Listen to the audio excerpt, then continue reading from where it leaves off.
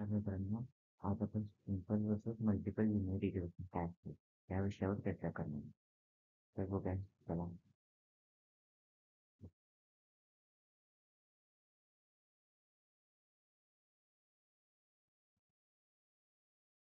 तो linear regression ही एक supervise machine learning algorithm आहे, जी डिपेंडंट व्हेरिएबल म्हणजे वाय च्या अंदाज लावते इंडिपेंडेंट व्हेरिएबल म्हणजे सिक्सच्या आधारे. जर आपण फक्त एक इंडिपेंडेंट व्हेरिएबल वापरला तर त्याला सिंपल लिनियर रिग्रेशन म्हणतो. उदाहरणार्थ घराची किंमत अंदाज काढायचा असेल, घराची हाऊस प्राइस काय आहे, तर ते एक्झाम्पल असू शकते. पण जर आपण दोन किंवा अधिक इंडिपेंडेंट व्हेरिएबल्स वापरणार असू, जसे की लोकेशन लोकेशन प्लस त्याची साईज, तर त्याला मल्टिपल लिनियर रिग्रेशन म्हणतो. सिंपल रिग्रेशन साधी आणि सोपी असते, पण अचूकता कमी. तर मल्टिपल रिग्रेशन थोडी थोडी डिफिकल्ट असते, पण अचूक अंदाज असतो.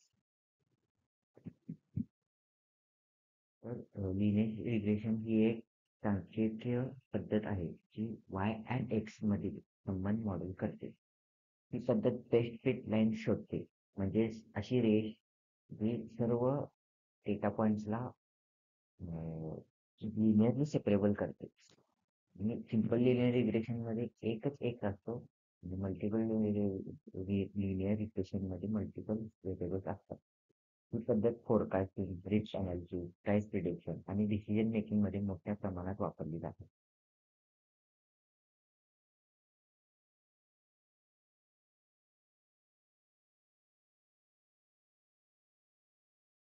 सिंपल लिनियर रिग्रेशन मध्ये आपण एकच एक्स वापरतो. उदाहरणार्थ अभ्यासाचा तास आणि एक कोणता व्हेरिएबल आणि गुण म्हणजे वाय व्हेरिएबल. तर आपण सर्व डेटा पॉइंट प्लॉट करतो आणि नंतर एक सरळ रेंज शोधतो, ही या समीकरणाने दर्शवली जाते. त्याचा फॉर्म्युला आहे Y P not plus G one X plus T. यामध्ये बी नॉट म्हणजे इंटरसेप्ट असतो, बी वन म्हणजे स्लोप, आणि एक्स मध्ये एक युनिट वाढ झाली तर वाय मध्ये देखील बदल होणे, म्हणजेच एरर टर्म. ही म्हणजेच एरर. ही रेषा लीस्ट स्क्वेअर मेथड वापरून मिळवली जाते.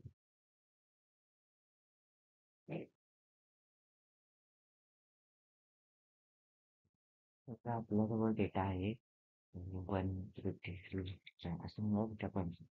इथे एक्स म्हणजे त्याची 5 आणि वाय म्हणजे 2. तर आपण या डेटा पॉईंट वरून अशी एक रेष काढतो जी गुणांचा अचूक अंदाज येतो. हीच आपली रिग्रेशन लाईन.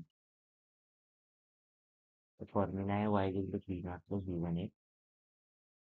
आणि आपण कॅल्क्युलेशन केले किंवा आपण प्रेडिक्ट करू शकतो की बाबा किती मार्क्स आले. आता मल्टिपल लिनियर रिग्रेशन म्हणजे काय? मल्टिपल लिनियर रिग्रेशन म्हणजे दोन किंवा अधिक इंडिपेंडंट व्हेरिएबल असतात. उदाहरणार्थ पगार, अनुभव, शिक्षण आणि लोकेशन असा अनेक घटकांवर अवलंबून असू शकते. समीकरण असे दिसते, म्हणजे फॉर्म्युला आहे Y equal B not plus B one plus तर इथे प्रत्येक पी मूल्य हे दाखवतो की त्या पर्टिक्युलर व्हेरिएबलमुळे वाय मध्ये किती फरक पडतो. तर इथं पण आपण लिस्ट स्क्वेअर मेथड वापरतो आणि यात म्हणजे कोइफिशियंट हे मूल्य ठरवले जाते आणि नंतर वायचा अंदाज घेतला जातो.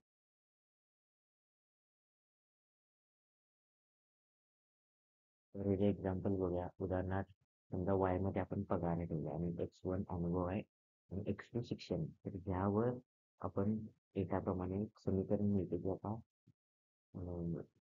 आता समजा डेटा आहे, तर आपला फॉर्म्युला काय माहिती होतं की म्हटलं बी वन असतो. तर आपण टी नॉट आपण मायनस फाय घेतला, बी वन आपण फाय घेतला आणि बी टू आपण 2.5 घेतला. तर आपण जेव्हा रिग्रेशन इक्वेशन मध्ये ह्या व्हॅल्यूज टाकणार, तेव्हा प्रेडिक्शन आपल्याला निघालं की प्रेडिक्शन सॅलरी 3000. अशा प्रकारे आपण अनेक गटांचा एकत्रित विचार करून परिणामाचा अंदाज लावू शकतो. तर यात चॅलेंजेस काय आहेत दोघांच्या? तर प्रत्येकाचं काही ना काहीतरी चॅलेंजिंग असतात. तर सिंपल लिनियर रिग्रेशन मध्ये फक्त एकच फॅक्टर विचारात घेतो आपण. तर लिनियर संबंध गृहीत धरतो. आउटलायर खूप सेन्सिटिव्ह असतो. आणि इतर घटकांचा परिणाम दुर्लक्षित करतो. तर मल्टिपल लिनियर रिग्रेशनमध्ये मोठा डेटासेट आवश्यक आहे.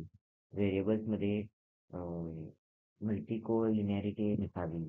आउटलायर्स आणि नॉईजवर संवेदनशील म्हणजे आउटलायर्स आणि नॉईज कमी होतं. आणि खूप व्हेरिएबल असल्यास ओव्हर फिटिंग होऊ शकतं. नॉन न्यूमरिक डेटा आधी एन्कोड करावा लागतो.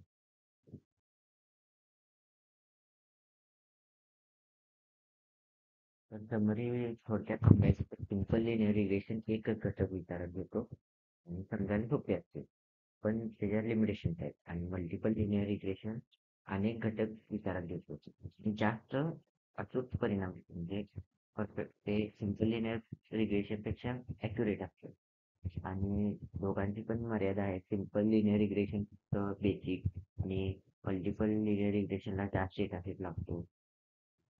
दोन्ही नॉन लिनियर डेटा किंवा जास्त आउटलायर असतील तर नीट काम करत नाही.